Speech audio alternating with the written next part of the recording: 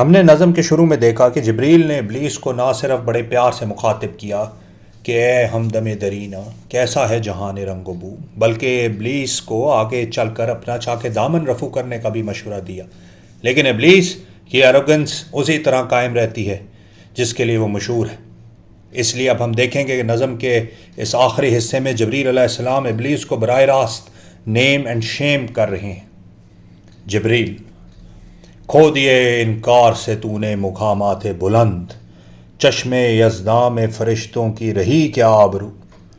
یعنی تو ہمارے ساتھ ہوتا تھا، ہم میں ہی تمہارا شمار ہوا کرتا تھا، اور پھر تیری ہی وجہ سے، تیرے اس انکار کی وجہ سے جو تو نے اللہ کے حکم کا کیا، نہ صرف تیری رسوائی ہوئی بلکہ ہمیں بھی شرمندگی اٹھانی پڑی۔ ہم نے تو اپنے مالک کے حکم کے آگے آج تک کبھی انکار نہیں کیا، لیکن تو نے جو انکار کیا اور جس پر تم آج تک قائم ہو، اس کی وجہ سے ہمیں ایک سینس آف یا ایک فیلنگ آف شیم اور گلٹینس ہے۔ تم نے چشم یزداں میں ہماری کوئی آبرو نہیں چھوڑی۔ اب یہ کس انکار کی بات ہو رہی ہے؟ اس کے لیے ہمیں قرآن سے رجوع کرنا پڑے گا۔ یہ وہی انکار ہے جس کو قرآن آبا کہتا ہے۔ آبا کا معنی انکار کرنا یا بلیٹنٹلی ریفیوز کرنے کے ہوتے ہیں۔ اسی انکار یا آبا کا ذکر کم از کم 3 جگہ پر قرآن میں آتا ہے۔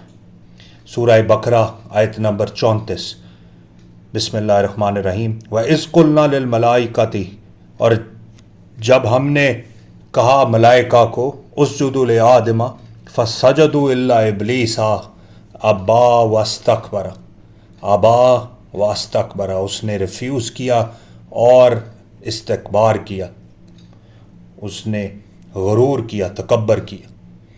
اسی واقعے کا ذکر کرتے ہوئے سورہ ہجر میں اللہ تعالیٰ فرماتا ہے آیت نمبر 30 اور 31 میں کہ سجد الملائکۃ کلہم اجمعون، اور تمام کے تمام ملائکہ سجدے میں گر گئے یا انہوں نے سجدہ کیا اللہ کے حکم پر۔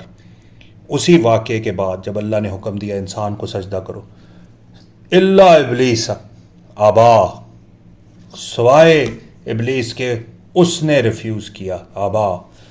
سورہ طٰہٰ آیت نمبر 116، وَإِذْ قُلْنَا لِلْمَلَائِكَةِ